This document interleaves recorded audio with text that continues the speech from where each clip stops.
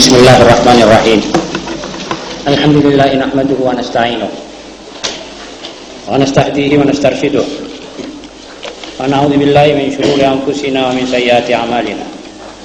Man yahdihillahu fala mudilla lahu wa man yudlil fala hadiya lahu. Wa asyhadu an la ilaha illallah wahdahu la syarika lahu wa anna sayyidana Muhammadan abduhu wa rasuluh. Allahumma salli wa sallim wa barik ala sayyidina Muhammadin wa ali sayyidina Muhammad kama sallaita ala sayyidina Ibrahim wa ala ali sayyidina Ibrahim fil alamin innaka Hamidum Majid. Muslimin, di dunia ini di bidang amal cuma ada dua kemungkinan, dua macam, khair atau syar. Dalam bahasa Indonesianya kebaikan atau kejahatan. Jadi perbuatan baik atau perbuatan tidak baik. Begitulah seluruh gerak-gerik manusia di atas dunia ini. Kebaikan ada pelaku-pelakunya. Juga kejahatan ada pelaku-pelakunya.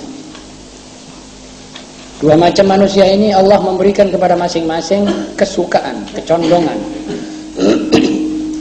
kegembiraan untuk melakukan kebaikan untuk satu pihak, dan kegembiraan, kecondrongan serta keranjingan untuk melakukan kejahatan buat pihak yang lain. Ini juga bedanya antara hidayah dan syaqa. Biasanya yang memilih kebaikan adalah orang yang pertama-tama sudah memang mendapat hidayah. Lalu dia sebabnya dia menggunakan rasio, akalnya digunakan. Sebab orang menindakkan sesuatu sudah dengan sendirinya. Kalau dia menindakkan suatu kebaikan, biasanya dia lebih dahulu menggunakan otak untuk memperhitungkan akibat perbuatan-perbuatan itu. Baik akibat yang cepat akan diterima di dunia maupun akibat yang masih ditunggu di akhirat.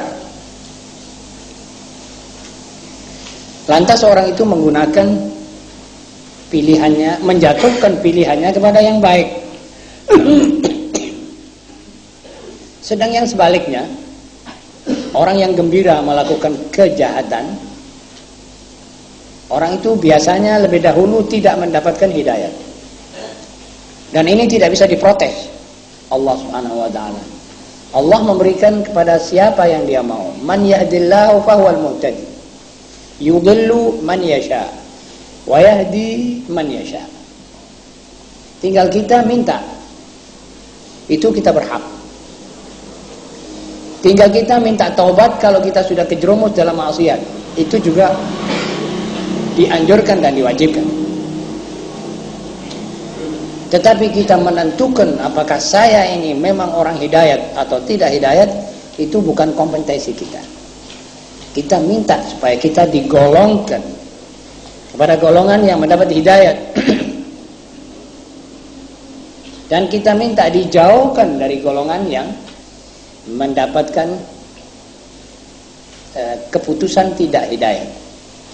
Kalau nanti kita ditetapkan oleh Allah, diterima doa kita, maka kita tidak akan mempunyai kesenangan untuk berbuat kelakuan yang tidak baik. Kelakuan yang tidak baik itu banyak macamnya. Misalnya dusta, khianat, dan seterusnya. Marah, mengumpat orang, memaki orang, menuduh orang, dan seterusnya. Berburuk sangka. Kira-kira ada, kalau tidak salah, 80 macam pokok-pokoknya. Kebaikan pun juga banyak. Jadi ditinjau dari hukum sebab dan akibat, maka pelaku kebaikan akan pasti mendapatkan kebaikan pula. Misalnya taat kepada Allah. Ini prinsip. Karena itu Islam itu adalah doktrina, akidah pengesaan Allah yang esa, kemudian berbuat baik. Jadi menjalankan syariat adalah kebaikan. Kalau tidak, maka kita sudah mulai masuk di dalam pintu kejahatan. Karena itu saudara-saudara, sama dengan orang yang menanam padi, dia panen padi. Tanam anggur, dia panen anggur. Tanam mangga. Tapi sebaliknya, yang menanam sesuatu yang tidak baik, mendapat panennya begitu juga. Jadi hampir di dunia ini menurut ajaran Islam, tidak ada lebih dari dua, amal baik dan amal tidak baik. Kita tinggal memilih. Dengan apa kita memilih? Dengan akal. Jadi orang yang pertama ditentukan oleh Allah untuk mendapatkan kejahatan, berbuat kejahatan, itu biasanya tidak menggunakan akal. Mesin utaknya dimatikan. Dia kobarkan dan dia nyalakan mesin hawa nafsunya. Pasti dia memilih yang jahat. Orang yang lebih dahulu diberi oleh Allah sabiqat khair, orang itu nanti akan menggunakan otaknya. Kalau mesin otaknya dinyalakan, maka dia akan memilih kebaikan. Ma'asyiral muslimin, ini masalah pokoknya. Lantas kita sebagai muslim sekarang ini dalam pergolakan. Ya kita sebentar kadang-kadang berbuat sesuatu yang tidak baik, sebentar berbuat baik, tetapi karena rahmatnya Allah mengatakan pintu taubat tidak kututup. Ini sebetulnya merangsang kita untuk lebih banyak berbuat kebaikan. Lalu ditambah lagi, satu kebaikan yang Anda lakukan, ku ganjar 10 kali kebaikan. Al-hasanatu bi'ashri amsalihha. Ini juga merangsang kita untuk berbuat kebaikan. Tinggal apa sekarang ini? Tinggal hidayah. Jadi pergolakan ini masih berjalan. Sebentar orang melakukan kebaikan, sebentar orang lupa melakukan kejahatan. Kalau waktu itu dia mesti taubat, pintunya terbuka. Dia taubat dan beres. Kalau bisa dia nanti meningkat sampai dia tidak senang sama sekali kepada kejahatan. Sudah tidak doyan, seperti orang makan tidak nafsu. Ini untung. Ini sudah manggon hidayatnya. Lalu dia mendapat petunjuk sampai dia mati. Untung sudah berhasil. Hidupnya ini berhasil.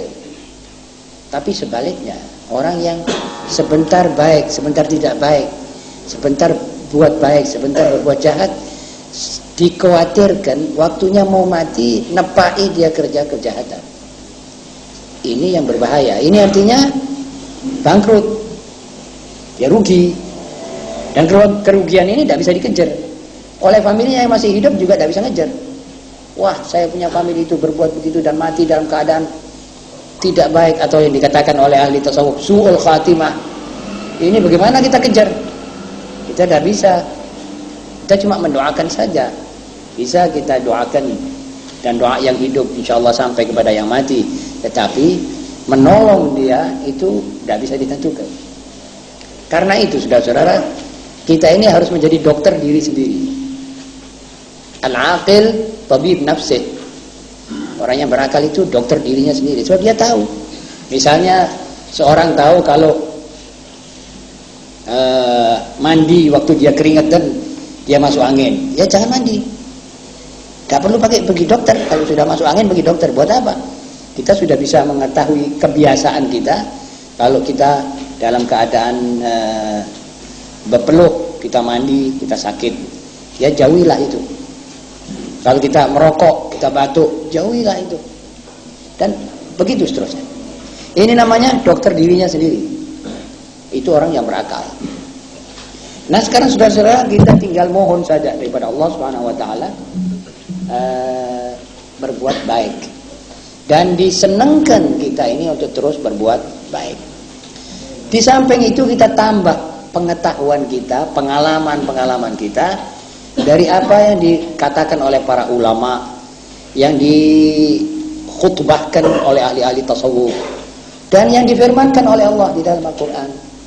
Kita juga cari pengalaman-pengalaman. Seperti kita duduk sekarang ini, kita masing-masing tambah pengetahuan. Ini qala fulan, akhirnya qala Allah Ta'ala.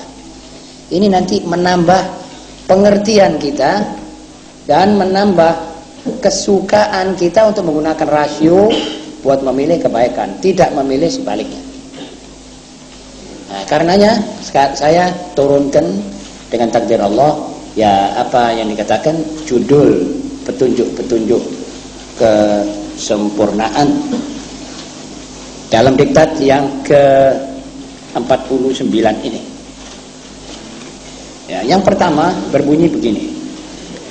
Man dzalladzi ittaba'a hawa falam yakhsar wa man dzalladzi 'asa Allah falam yandam wa man dzalladzi khalata al-ashrar fasalim. Ini Bishr al-Hafi, salah seorang ahli tasawuf. Dalam salah satu ceramahnya dia mengetengahkan beberapa pertanyaan.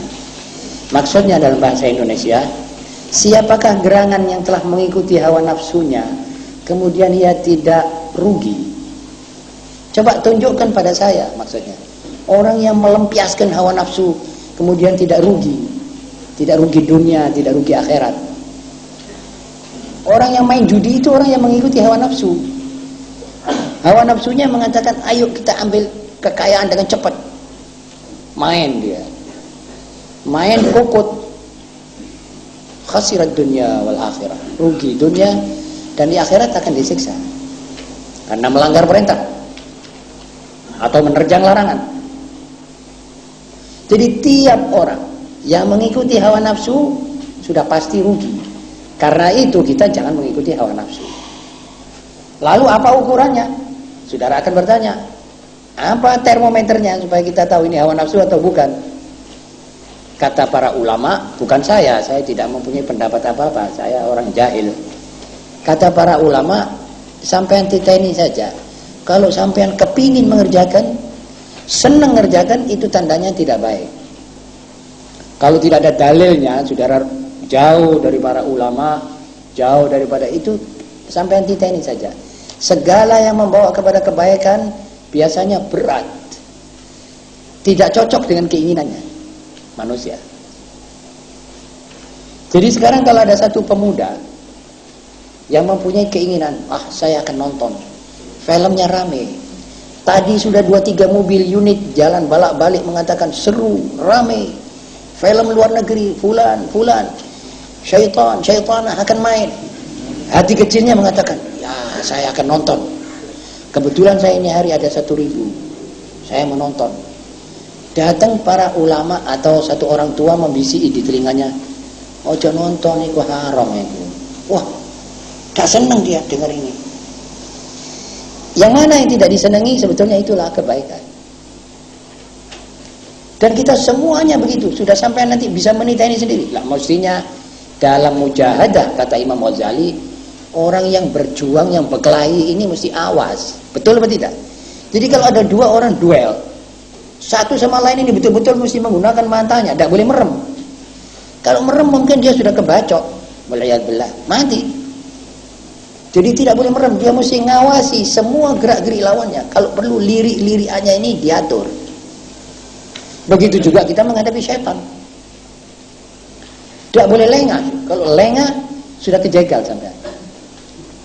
Karena itu di dalam hadis, kalau Allah Subhanahu wa taala meninggalkan kamu wahai Adam tanpa penjagaan daripada Allah berupa malaikat, kamu akan dirobek-robek oleh setan, disuir-suir. Begitu musuhnya setan kepada kita. Setidak-tidaknya pikiranmu dikocak, hatimu dikocak, akhirnya kamu memilih yang tidak baik. Jadi sekarang sudah diatur oleh ahli-ahli ulama tasawuf, kalau hatimu mau mengerjakan itu, hati-hati, itu barangkali ada tidak baik. Misalnya kita duduk, lalu mendengar orang ngerasani orang lain, kita senang mendengar orang ngerasani orang itu, kita ini tidak baik. Tapi kalau sampean dipanggil oleh satu kiai, Ayo aku simaan, aku tak maca Quran. Aku rungokno, buka oh. Wah, bukan main. Seperti orang pegel gitu, tidak senang. Apa sebab? Kamu baca Quran kok itu tidak disenangi. Nah, itu sebetulnya kebaikan. Dan contoh di sini banyak sekali, sudah tidak bisa dihitung. Tinggal saudara sendiri yang menentukan. Oh, hati saya kok mau ke situ? Ya jangan. Terang jangan. Tidak cocok. Kalau hati saya kepingin berbuat sesuatu yang diingin-ingin, diidam-idamkan, itu biasanya tidak cocok. Tapi kalau ada yang kurang enak, mesti dipaksa, itu kebaikan. Melangkah pagi ke masjid, itu tidak semua orang tertarik ke situ. Tapi melangkah dengan kartu undangan ke satu tempat kasino untuk melihat dansa, itu semua orang tertarik ke situ. Lantas antara yang tertarik, antara yang menarik dan yang tidak menarik ada perjuangan. Ini yang diperlukan. Dan atas dasar perjuangan ini orang diganjar oleh Allah. Wah, hambaku ini ulet mempertahankan perintahku. Persenono, pantas dipersen. Ada orang tidak ulet. Begitu disebul oleh setan, dia lari melompat pergi ke kasino untuk dansa, atau ke meja biliar untuk main, atau ke sana atau ke sini. Akhirnya dia koprol bersama dirinya sendiri. Yang tepuk tangan sambil tertawa lebar adalah setan sendiri. Akhirnya dia menyesal. Jadi sudah ukuran. Kalau berbuat sesuatu perbuatan mengikuti hawa nafsu, menyesal. Endek-endekan saja. Kalau ada orang marah, sedang marah, itu setan bisa membuka sekrup-sekrup kecil-kecil, lalu ngowos dari orang ini maki-makian. Meso, tidak karu-karuan dia. Maki sana, maki sini. Akhirnya sudah mulai setan sudah lega. Malaikat yang kiri sudah menulis banyak catatan dosa. Dia menyesal. Iya, aku mau ngomong kayak ngono ki apa sih? Tidak pantas teman-teman aku. Menyesal. Ini di dunia. Ini kalau diberi oleh Allah perasaan. Ini juga mesti dia syukur, karena biasanya orang yang merasa menyesal habis maksiat, dia kepingin minta tobat. Tapi kalau tidak diberi perasaan, ya Allah saja, insya'a afa anhu wa insya'a azabahu. Yang kedua, man alladhi 'asallaha falam yandam. Coba tunjukkan padaku orang yang melanggar perintah Allah kemudian ia tidak menyesal. Kadang-kadang orang yang sensitif, dia melanggar janjinya kepada teman saja dia menyesal. Iya, aku biyen janji karo kancaku lah saiki kok aku ndak iso nepati janji. Dia menyesal. Bagaimana dengan janji-janji kepada Allah yang dia janji inna salati wa nusuki wa mahyaya wa mamati, tahu-tahu dia melanggar segala yang diperintahkan atau sebagian besar daripada perintah Allah. Karenanya ini orang pasti rugi dan menyesal. Ya. Yang ketiga, wa man alladhi khalatal asyrar fasalim. Jadi untuk yang kedua ini tadi kita harus menjauhi maksiat. Masalah saudara tidak bisa nambah taat, belum bisa bangun malam, belum bisa sholat witir 11 rakaat, belum bisa sholat duha 8 rakaat, belum bisa sedekah daripada sunnah-sunnah, dan itu masalah enteng. Jangan dikerjakan itu. Tapi yang penting maksiatnya tinggalkan seluruhnya. Sebab maksiat itu adalah negatif. Positifnya taat. Kalau saudara belum bisa mencapai ke positif, tinggalkan dulu yang negatif yang akan merugikan ini. Sebab saudara akan menyesal. Menyesal di dunia, menyesal di akhirat. Jadi lebih baik saudara tidak bangun tahajud, tetapi jangan maksiat. Ada orang bilang, yo aku tak bangun masjid aku. Lantas, aku tak main saiki. Oleh lotre sekian saya bangun masjid. Ada apa? Allah Ta'ala tidak butuh saudara punya masjid. Jangan lotre dan jangan bangun masjid. Cukup. Sebab ada orang mau ngotot berbuat taat tetapi harus melanggar dulu. Allah Ta'ala tidak menerima sesuatu yang tidak bersih. Yang penghabisan, dia mengatakan, siapakah gerangan yang bergaul dengan orang-orang jahat, lantas ia selamat. Selamat dari kejahatannya orang jahat, selamat dari serempetannya orang-orang yang memang tidak karu-karuan. Itu tidak ada.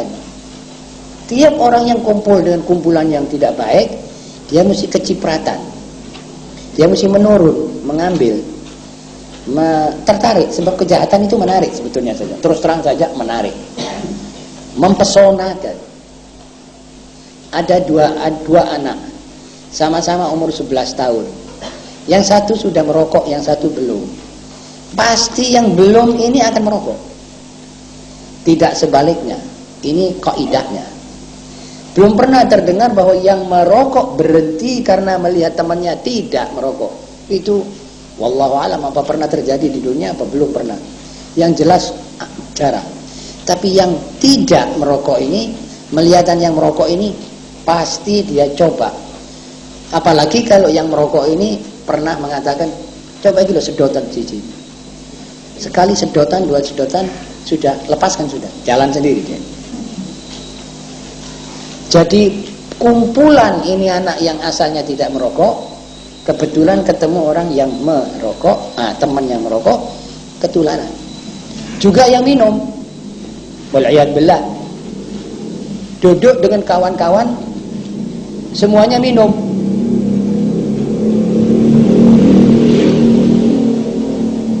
Masuk restoran, semuanya pada minta bir. Ini orang minta kopi misalnya, wah diejek.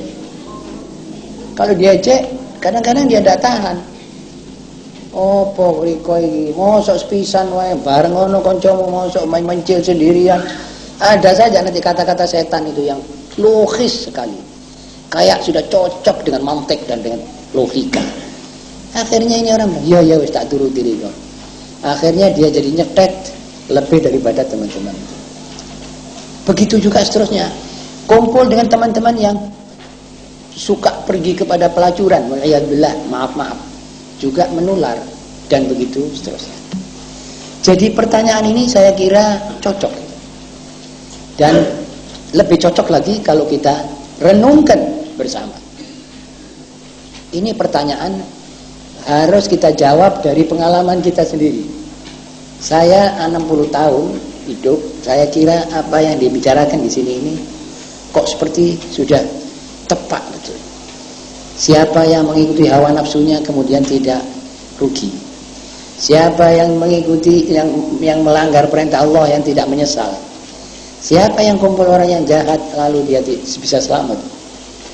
Semuanya ini jawabannya dengan tegas tidak. Tidak ada. Jelas tidak ada. Dan kalau ada itu ya di luar perhitungan sudah. Seperti orang lompat daripada tingkat yang ke-17, dari wuwungnya suatu building, dia turun jatuh ke tanah lalu baik, tak ada apa-apa. Ini jarang. Tidak bisa dipakai buat ukuran. Karena itu kita bicara apa yang biasa terjadi di dunia. Yang kedua, idza tawaharat 'alaikal umum fa 'alaika bila haula wala quwwata illa billah. Saudara-saudara kita semua tanpa kecuali, orang yang tua maupun yang muda, perempuan atau laki, alim atau jahil, siapa saja itu biasanya sering kedatangan sumpek, sering kedatangan ham. Ham itu yang menjadikan kemelut dalam pikiran. Lah itu juga ada akibat. Itu merupakan akibat. Akibatnya atau dosa yang dikerjakan. Karena dia habis berbuat maksiat, dia datang sumpek. Habis duduk ngunem orang, ngerasani orang, habis itu sumpek. Habis bohong, dia sumpek. Habis mengambil hartanya orang, juga sumpek. Nah, sumpek ini kadang-kadang berat karena dosanya besar. Tapi karena dosa kecil, marah bukan pada tempatnya, habis marah dia sumpek sendiri. Ini aturannya, obatnya atau resepnya. Kalau Anda dalam keadaan sumpek, Ada doa-doa yang dikatakan doa-doa karb, doa-doa sumpah. Antara lain sebagaimana hadis yang sahih, la haula wala quwwata illa billah. Dalam hadis yang lain mengatakan kalimat la haula wala quwwata illa billahil aliyil azim akan menghilangkan 80 penyakit. Antara lain dan bahkan yang paling enteng adalah sumpah. Itu bisa hilang. Itu yang paling enteng bisa hilang. Jadi tersapu, terobati oleh la haula wala quwwata illa billahil aliyil azim. Kenapa lantas kita tidak mau membaca ini? Ya sudah sepantasnya kalau kita membaca ini tiap hari sekuat tenaga kita, di samping zikir-zikir yang lain. Sebab kita nyatanya tiap hari berbuat kesalahan terhadap Allah, terhadap keluarga, terhadap diri sendiri, terhadap teman-teman. Itu biasanya kita berbuat salah.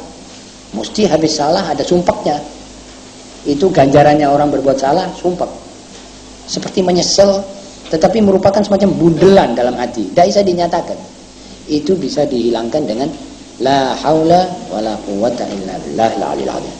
Apabila Anda merasa dilanda oleh kegelisahan, maka bacalah la haula wala quwwata illa billahil aliyil azim.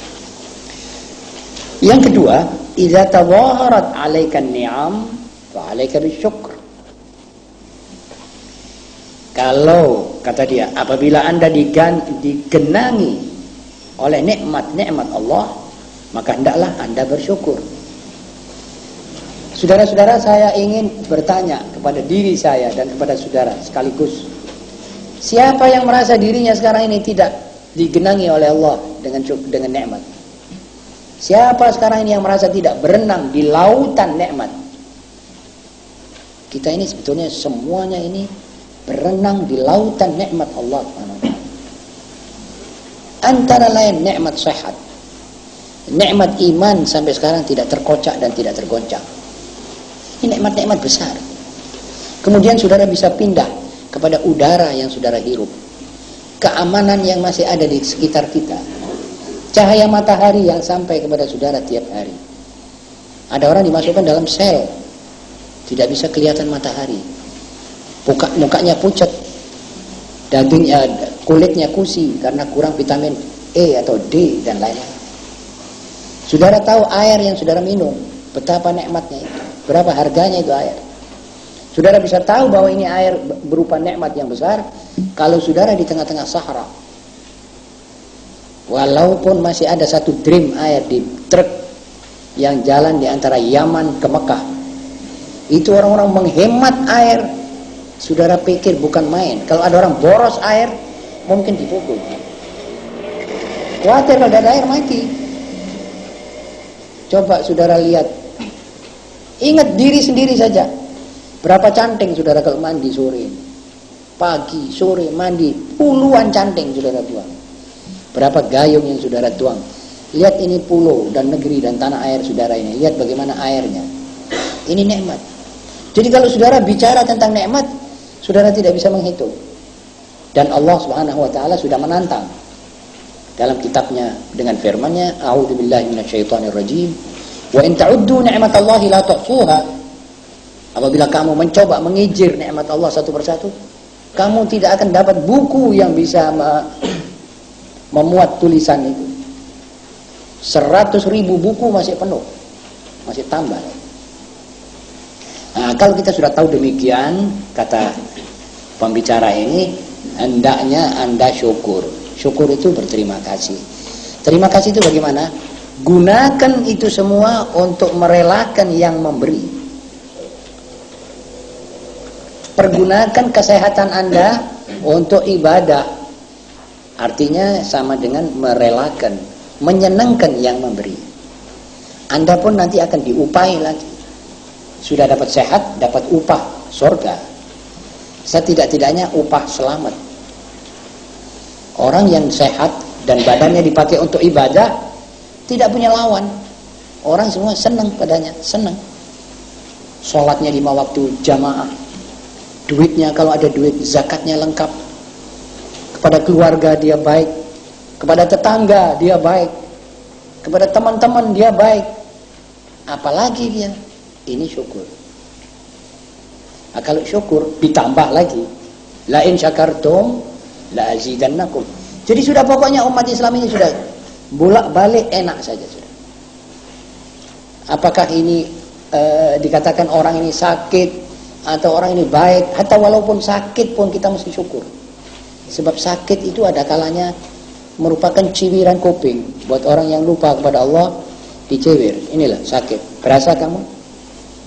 Lihat sekarang paru-paru mau flek. Lihat jantungmu sekarang, kata dokter, penuh dengan kapur. Ya apa kamu? Kamu sudah mulai derdek. Lihat kamu sekarang ada kanker. Lihat kamu takut. Itu takutnya kita dan minta, itu sudah merupakan daya tarik untuk kembali kepada Allah.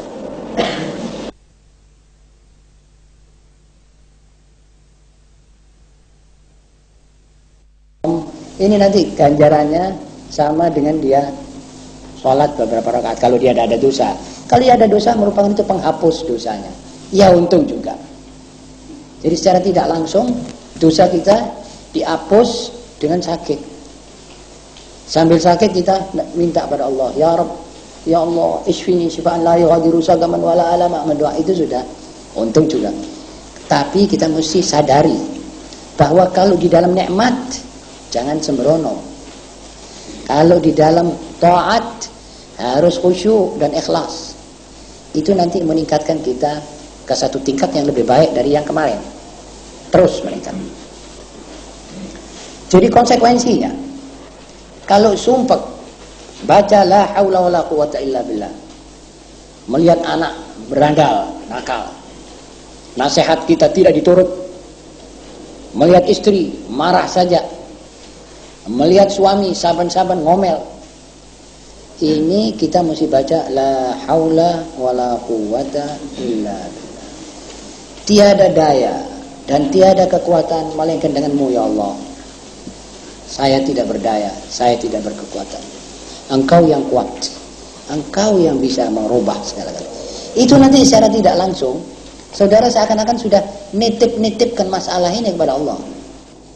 Dan tidak berasa nanti saudara pelan-pelan merasa lega, seperti terobati sendiri. Karena itu saudara-saudara, ini masalah perlu kita bicarakan pada malam ini supaya jadi satu pengalaman bagi kita semua.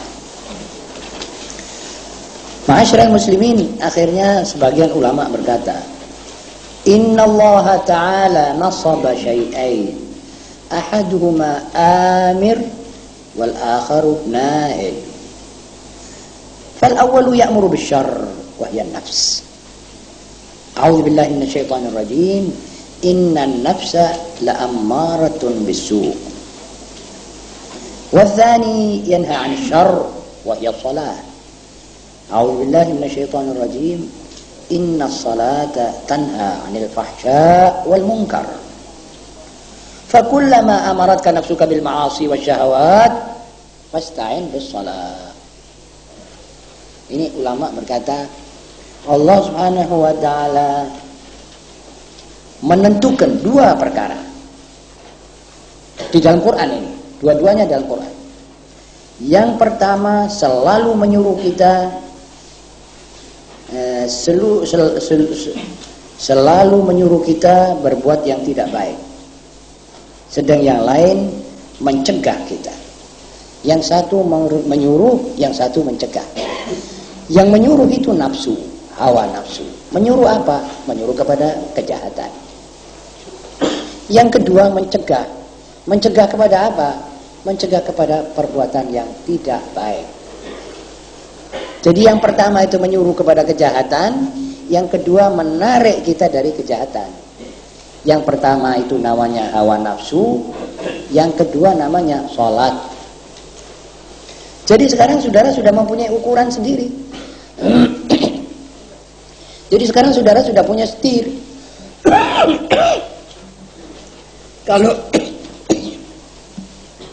Kalau pada masa yang lampau kita belum mempunyai setir, sekarang sudah kita punya setir, kita setir sendiri, kita punya hidup ini. Apabila kata dia, karenanya apabila pikiran Anda menyuruh Anda kepada perbuatan buruk, maka carilah bantuan untuk melawannya dengan sholat. Jadi kalau hawa nafsu menyuruh kita berbuat jahat, lekas-lekas ambil wudu, menghadap kiblat, sholat. Ini sholat yang khusyuk, menjadikan perbuatan yang saudara rencanakan dan inginkan itu, perbuatan buruk yang saudara inginkan itu, gagal dan murung. Jadi kita sekarang sudah mengerti dengan ini. Dan ini ayat, saudara, bukan kata orang. Kata orang bisa meleset. Ini ayat. Jadi inna salata tanha 'anil fahsya wal munkar wa amma an-nafs fahiya ta'muru bisyarr wal ma'asi. Wa ma ubarri'u nafsi innan nafsa la'ammaratun bisu. Begitu dalam riwayat Nabi Allah Yusuf dalam surat yang bernama beliau dikatakan, saya tidak membersihkan diri saya sebab jiwa dan diri manusia selalu mengajak kepada yang tidak baik. Hawa ini ammarah, ada nafsu ammarah, tetapi juga ada nafsu lawamah, nafsu yang ritik, tapi itu memakai setelan otak. Otaklah yang menjadikan manusia ini tahu diri bahwa perbuatanmu ini keliru. Kenapa kamu mempunyai rencana demikian? Ini tidak baik, ini salah. Gitu. Saudara-saudara, dengan apa yang kita bicarakan pada malam ini, saya kira jelas bagi kita semua bahwa apa yang sudah kita ketahui ini adalah prinsip-prinsip penyelamat hidup.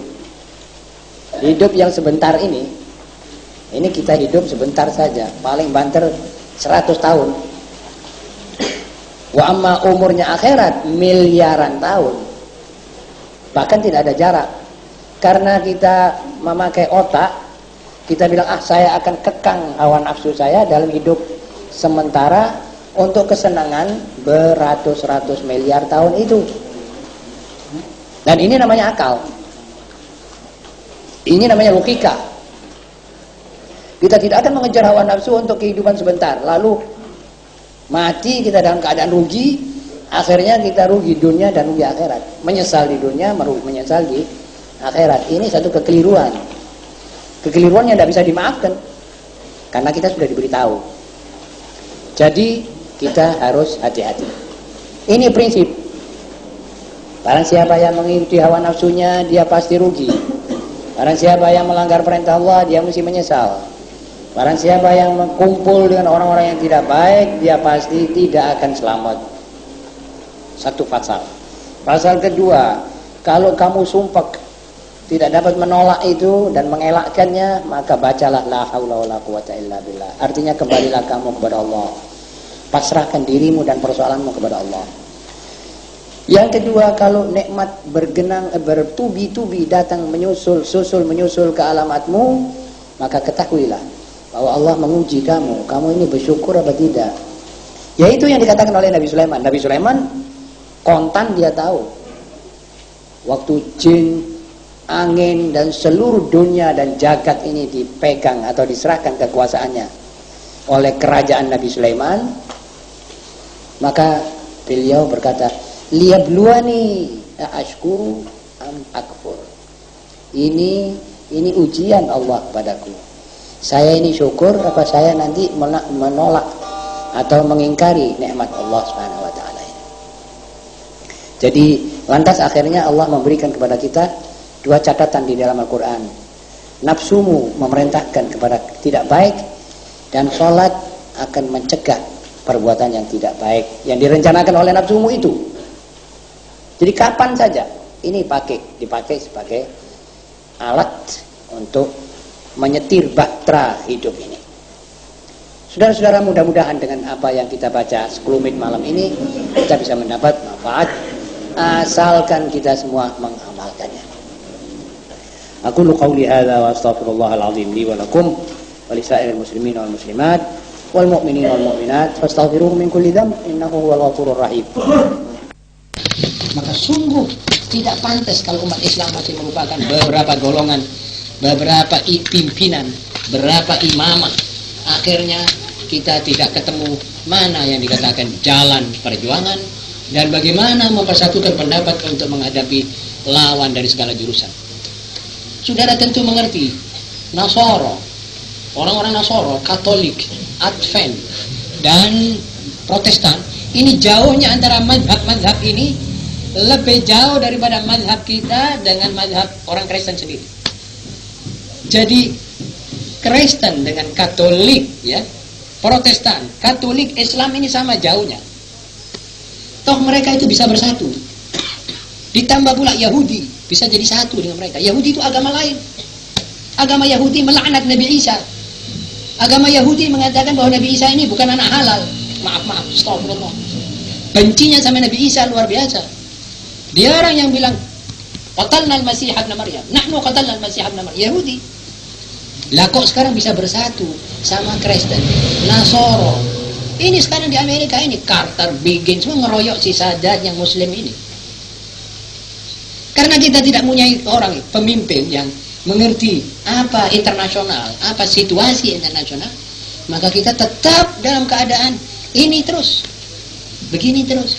Akhirnya Arab sama Arab diadu domba, Yahudi, Nasrani, Kristen, Nasrani, Katolik, Nasrani, Advent bersatu.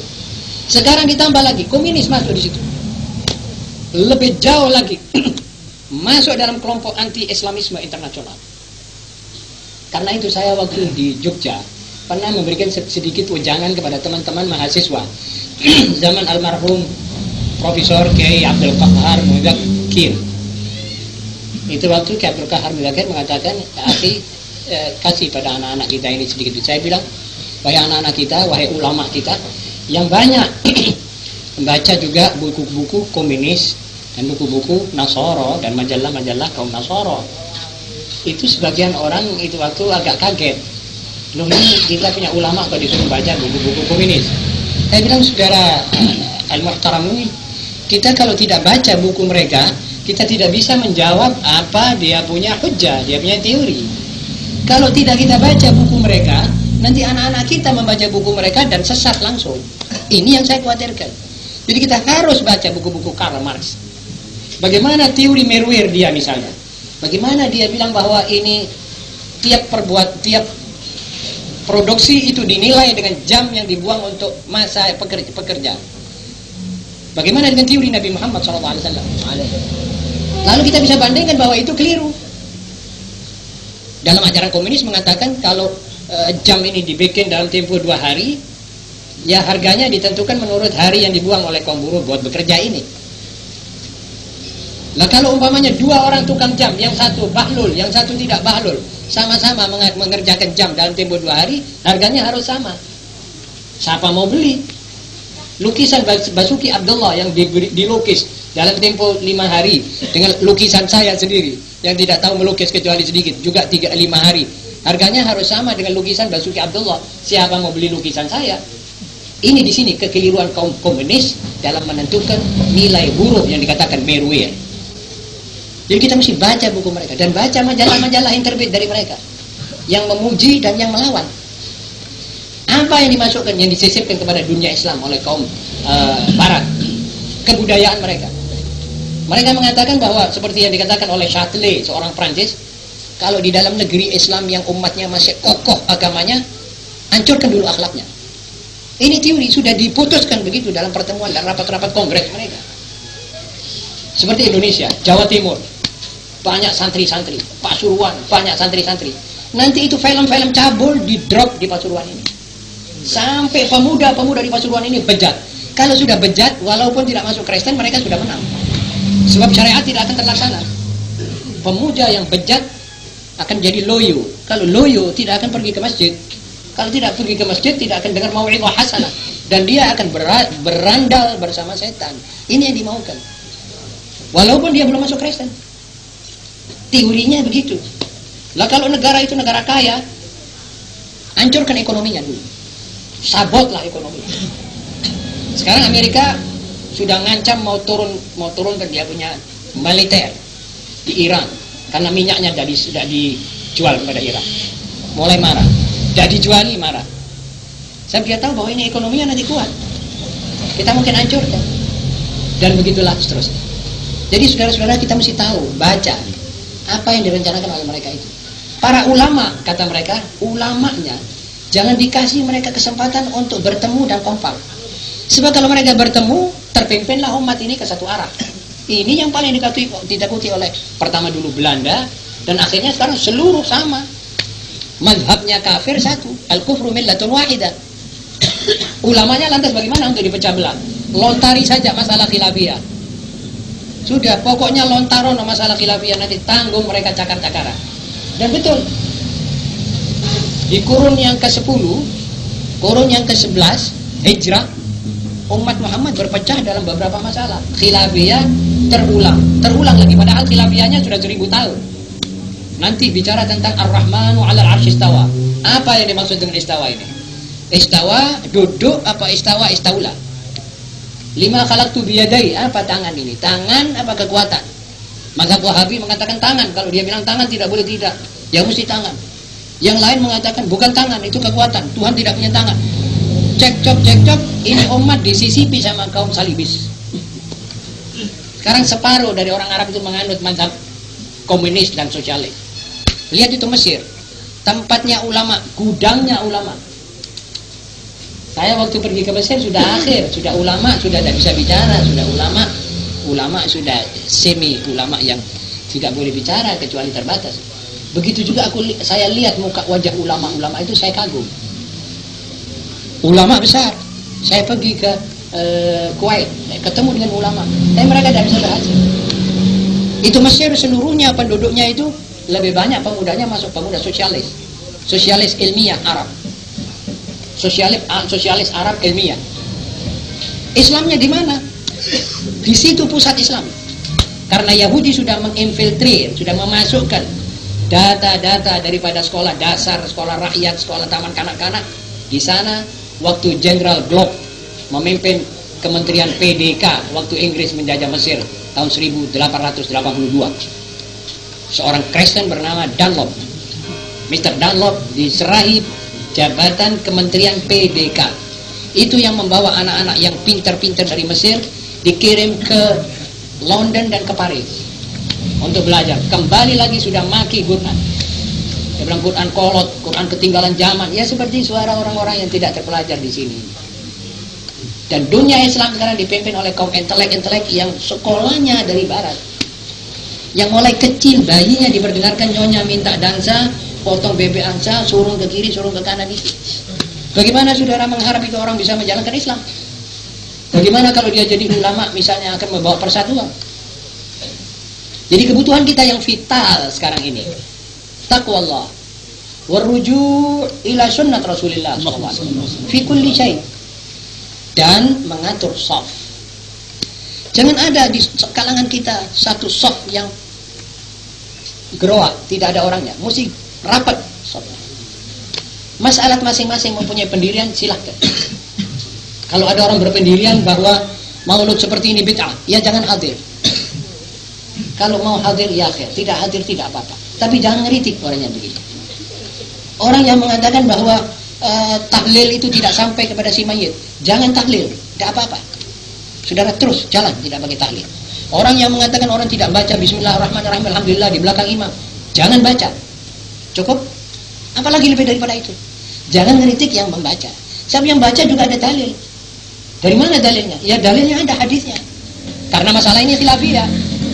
Jadi masalah khilafiyah harus kita tutup mulai detik ini sampai kita mulai menginjak abad yang ke-15 tahun lagi, yakni 1400. Sesudah tahun 1399 yang kita injak sekarang ini. Kita harus tutup rapat masalah khilafiyah. Ulama yang bicara masalah khilafiyah atau ulama yang senang sahur-sahuran manuk di atas mimbar, menganut, membawa santri-santri yang bermusuhan dengan santri yang lain. Ini sebetulnya ulama yang agak ketinggalan zaman. Siapa orang lain sudah kompak. Orang lain itu bukan seagama, dapak seagama kita tidak heran.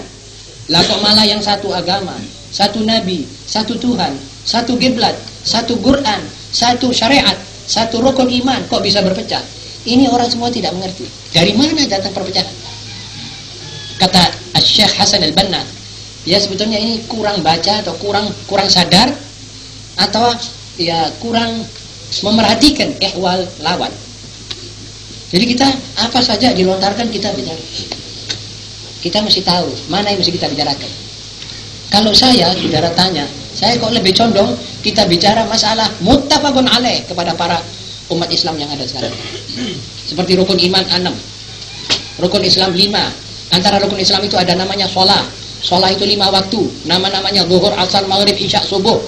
Tidak sah sholat melainkan dengan wudu. Tidak sah wudu melainkan dengan niat. Dan itu semua dulu. Wudu yang dibahas adalah A, B, C, D. Tertib khusyuk di sholat namanya tumaknina. Itu dulu. Rukun sholat itu begini. Rukun jamaah begini. Syarat-syarat pergi haji begini. Kalau kawin mesti ada ijab kabul, ada saksi dan sebagainya. Ini namanya muttafaq alaih. Ini masalah tidak ada dua kepala bertentangan. Dari kutub ke kutub. Umat Islam bersatu. Ini dulu ajaran umatmu. Yang jumlahnya 100 juta ini. Biar belajar ini.